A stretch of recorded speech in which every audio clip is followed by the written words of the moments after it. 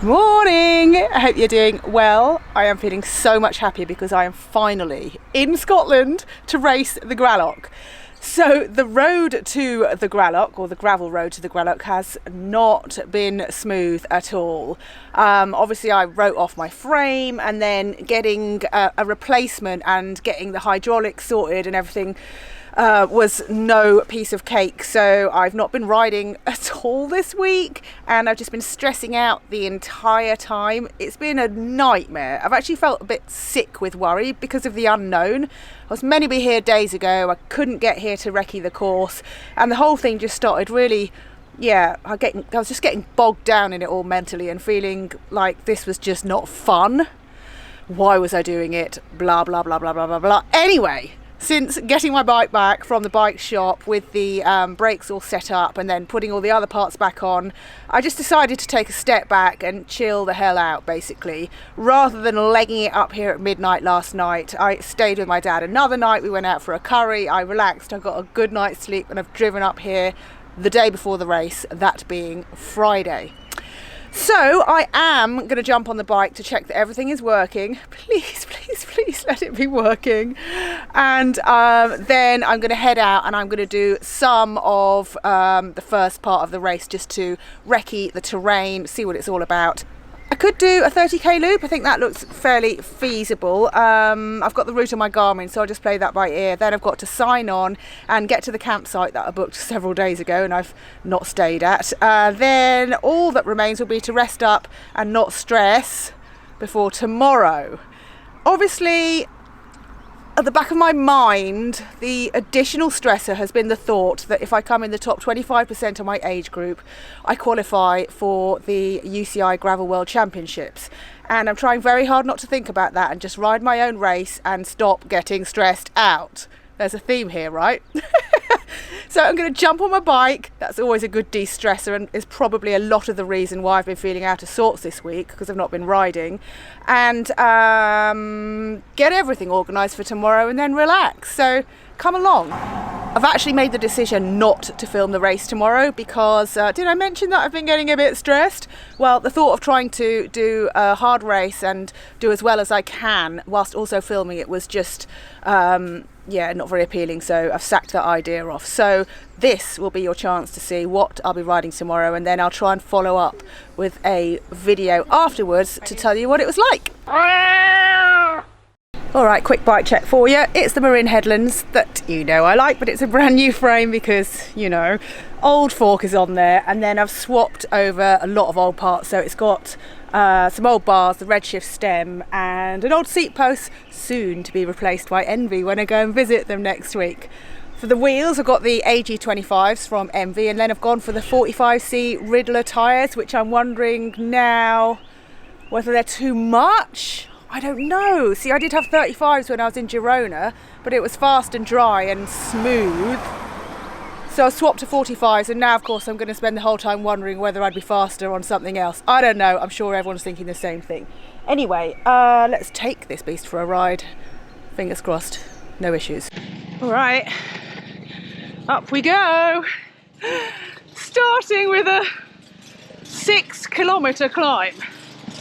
I don't know how much of it is on road and how much of it is on gravel. Let's see. I see. We're turning off in a mo onto the gravel road, so I guess it's, don't really know what the average gradient is or how loose or firm it is. That's why I'm having a little ride. Oh man, I do not feel on form after a week stressing out and not riding. Let's go. So up we go. And this is going to be punishing. First thing in a race. Ay, ay, ay.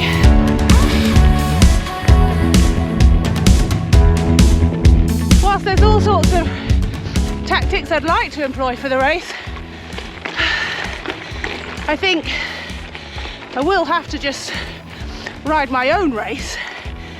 I want to stay with a group or join a group, but I can't annihilate myself on the first climb. Or should I? So hard to know what to do. I was hoping I'd have a bit of practice in group riding in gravel races at the tracker, but of course that didn't go to plan.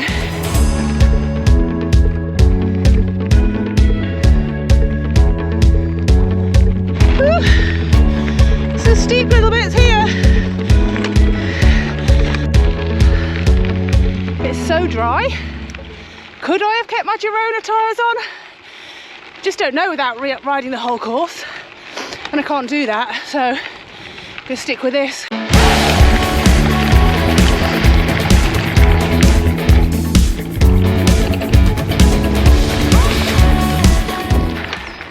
And back up we go.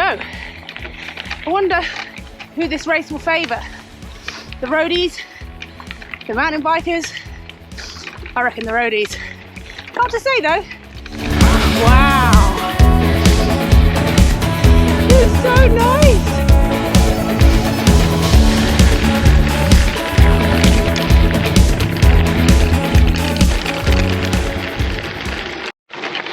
Right. Well, according to Climb Pro on my Garmin, we've got 1.3 kilometres left to the summit of this particular climb, Fuffolk Hill. Don't say that with a mouthful of jelly beans.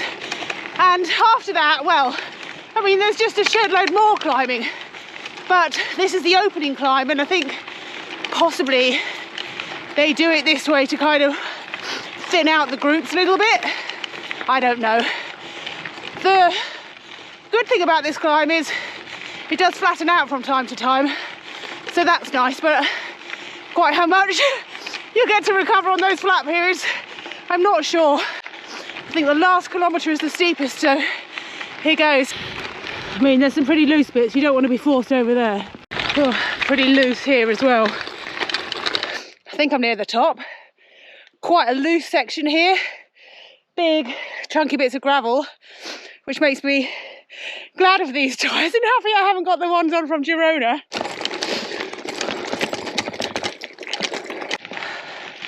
Having seen that, I think maybe I should check out the first descent as well, just so I know what's in store for me. See if there's any particularly good lines or parts to avoid. All right.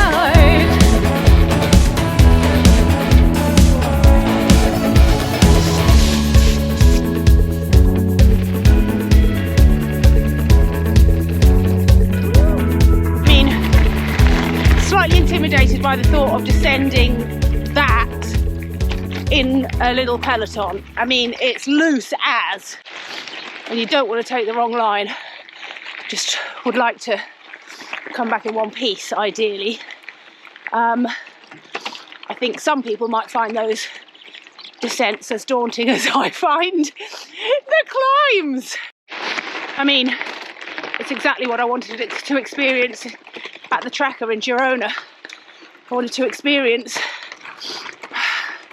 descending with a group and how it all works out and how people come back together or not, but I guess I'll have to find that out tomorrow.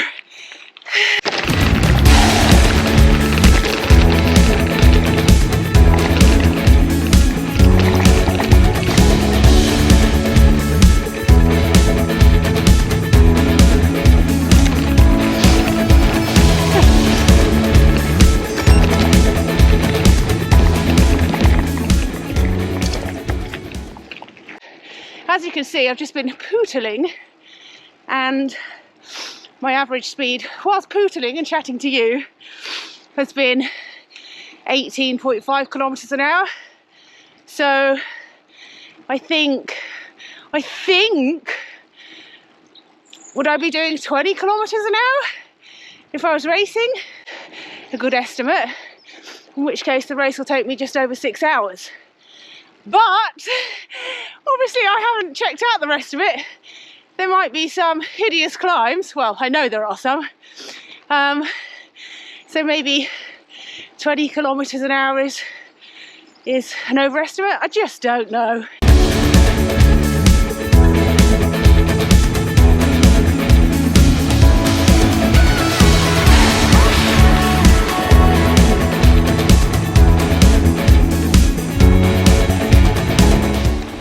hope they told these sheep there's a bike race coming through here. Hey ladies!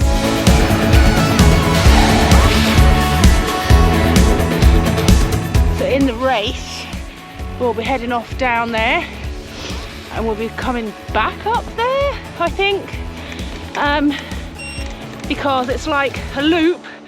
Well, it's sort of like a couple of loops with a joining bit that you ride out and back. And then this is the finishing bit. So I can see the sea. Look.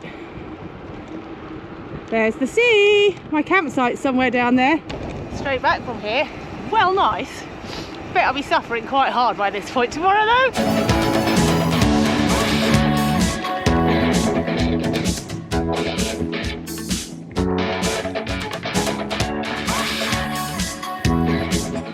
One kilometre from the end, or less. Come round this corner, the van's there. And then you're onto the high street. Sprint finish? Who knows? Here we go. Done. Right, that was pretty cool. I'm just going to grab my number and go back to the van. I'm absolutely starving and my phone's run out of battery, so I can't buy any food. There is food in the van though actually, so let's get set up.